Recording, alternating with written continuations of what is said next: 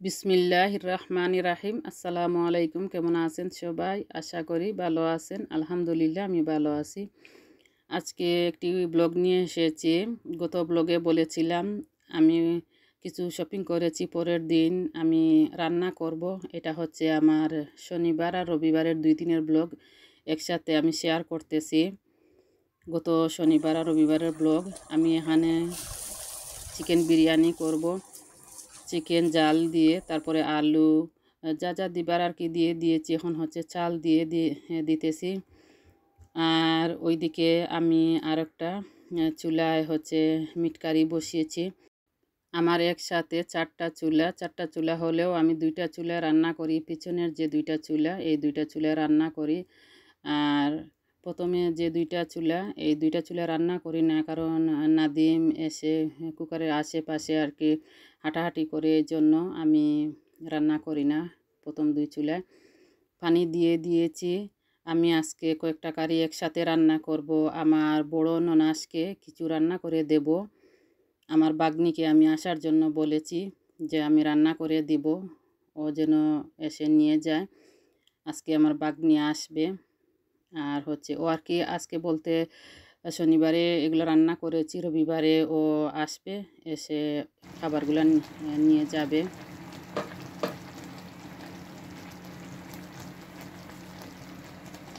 আমি যখন মাংস প্রথমে বসিয়েছিলাম তখন কাটা পেঁয়াজ দিয়ে দিয়েছিলাম, একটু কম হবে তাই আমি ব্লেন্ড করা পেঁয়াজ কিছুটা দিয়ে দিয়েছি। আর আমি আগে একসাথে সব কিছু দিয়ে মাংস ম্যারিনেট করে রেখেছিলাম হাফ অ্যান আওয়ারের মতো। নাড়াচাড়া দিয়ে এখন আমি ঢাকনা দিয়ে ডেকে রাখবো। আর মাংস আমি ছোটো করে কেটে নিয়েছি। আমার ননাস অসুস্থ, আমি হচ্ছে রান্না করব তেল মশলা একটু কম দিয়ে। উনি সবসময় অসুস্থ থাকেন, তো তাই জাল বা মশলা তেল এই ধরনের বেশি হলে আর কি খাবার খেতে পারেন না। আমি তেল মশলা কম করে দিয়ে সবসময় রান্না করি। আমি নিজেও তেল মশলা কম খাই, আর আফা তো অসুস্থ, তাই আপার জন্য আমি যেভাবে খাই তেল মশলা কম দিয়ে এইভাবে রান্না করতেছি। ডাল দিয়ে দিয়েছি, আমি ডিম ডাল রান্না করব। আজকে আমি একসাথে কারিগুলা রান্না করে নেব, যে কয়টা কারি রান্না করব। আর পরের দিন আমি হচ্ছে তেলের পিঠা আর সাবুদানার ডেজার্ট বানাবো। এই ডেজার্টটা আপাকে আমি অনেক বছর পর বানিয়ে দিতেছি, পরের দিন বানাবো আর কি।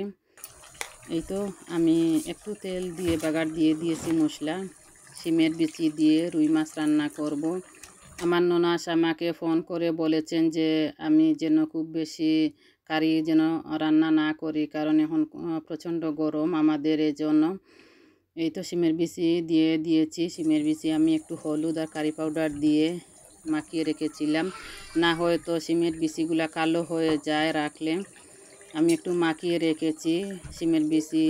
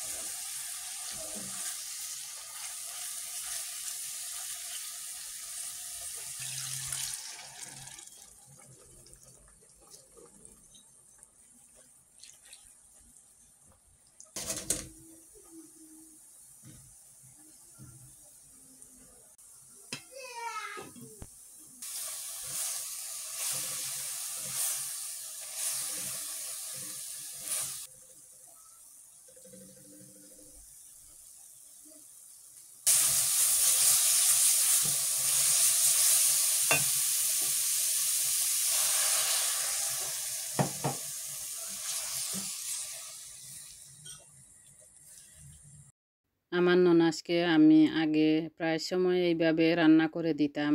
এখন আমার বাগ্নি তেমন আসতে পারে না, আর আমরাও তেমন যেতে পারি না, অনেক দূরে থাকেন আমার বড় ননাস। আমাদের থেকে 80 মাইলের মতো হবে দূর। তাই এখন আর আগের মতো যাওয়া আসা হয় না, তাই দিতে পারি না। আগে প্রায় সময় দিতাম। আর আমার বাগ্নিকে আমি এইবার ফোন করে, অনেক আগে একদিন ফোন করেছিলাম, ও আসবে আসবে বলে, প্রায় 2 মাস আগে। ব্যস্ত থাকার কারণে, ও তো কাজ করে ফুল টাইম, এই জন্য ব্যস্ত থাকার কারণে, আর উইকেন্ডেও ব্যস্ত থাকে, তাই আসতে পারে না। লাস্ট উইকেন্ডে এসেছিল। আমাকে আগে ফোন করে বলেছিল যে ও আসবে, 2 দিন আগে ফোন করে বলেছিল।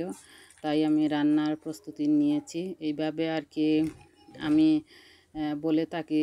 এখন তো আর ওইভাবে আগের মতো আসা যাওয়া হয় না, তাই আমি ফোন করে বলে থাকি যে আসার জন্য, আমি রান্না করে দেব আফাকে। আমি এইভাবে এত বছর থেকে দিয়ে আসতেছি।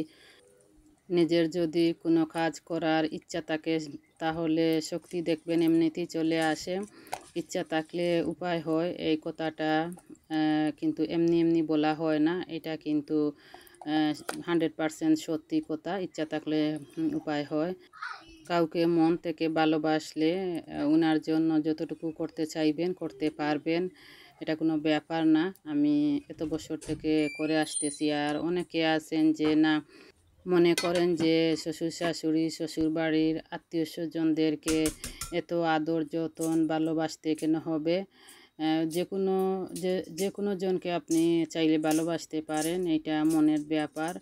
আর মানুষকে ভালোবাসলে তো একটা সওয়াবের কাজ। তারপরে হচ্ছে আর নিশ্চিত এটা তো ভালো কাজ। ভালোবাসতে চাইলে উনি শ্বশুর বাড়ির হোক আর বাপের বাড়ির হোক আর পাড়া প্রতিবেশী হোক, যেই হোক, ভালোবাসতে পারবেন যদি আমাদের ভালোবাসার মন ওইভাবে থাকে। আমরা যদি চাই ভালোবাসতে, আমরা যে কাউকে ভালোবাসতে পারবো, এটা কোনো ব্যাপার না। আলহামদুলিল্লাহ। যাই হোক, সব কিছুর জন্য আলহামদুলিল্লাহ। আমি ডিম ডাল রান্না করব, তাই ডিমের যে খোসা আমি ফেলে দিতেছি। তারপরে হচ্ছে মাছ বরাবর আমি ডিম কেটে নেব। আমি যেভাবে ডাল ডিম রান্না করি এইভাবে রান্না করব, আপনারা দেখতে থাকেন।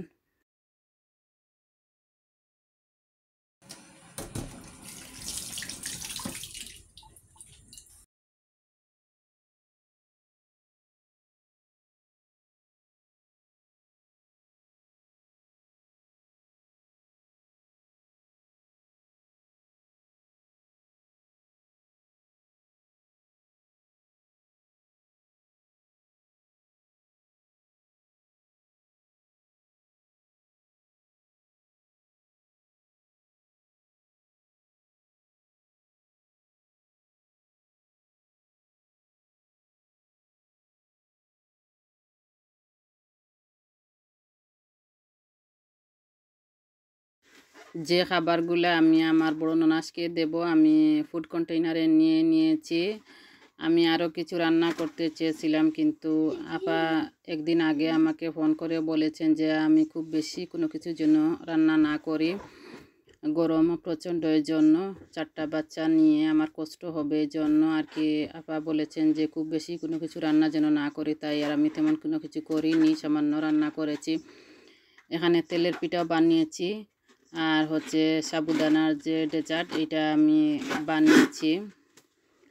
এগুলার কোনো খাবারের আমি ফুল রেসিপি শেয়ার করিনি, একটু একটু শেয়ার করেছি, যতটুকু পেরেছি শেয়ার করেছি। ওকে, আল্লাহ হাফিজ। ওকে।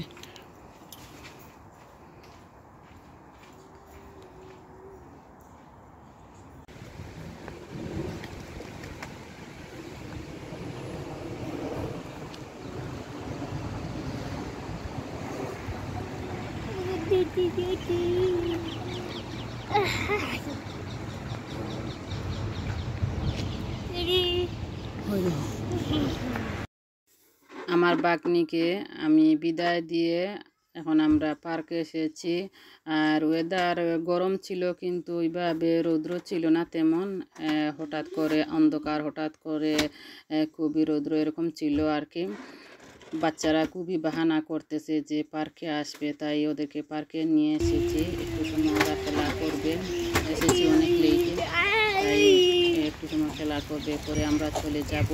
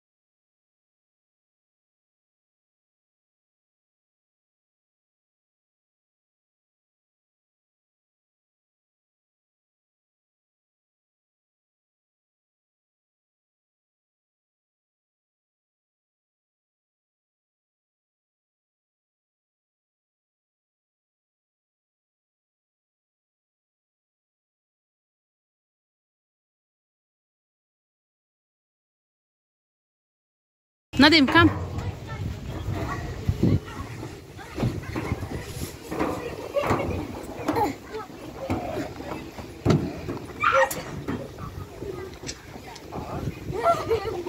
Let me show you that gate.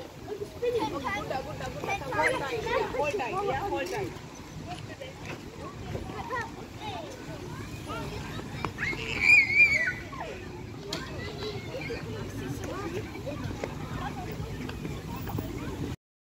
Naim Nadim পার্কে এসে তো খুবই এনজয় করতেছে, ওরা তো খুবই খুশি। আর ওদেরকে পার্কে নিয়ে গেলে ওরা হচ্ছে ঘরে আসতে চায় না, পার্কে থাকতে চায়। এই তো এখন পর্যন্ত যারা আমার সাথে আছেন আপনাদেরকে অসংখ্য অসংখ্য ধন্যবাদ। ভালো থাকেন। আজকে এই পর্যন্ত, নেক্সট ব্লগে কথা হবে ইনশাল্লাহ। সবার জন্য দুয়ার ভালোবাসা তো রইল। আসসালামু আলাইকুম।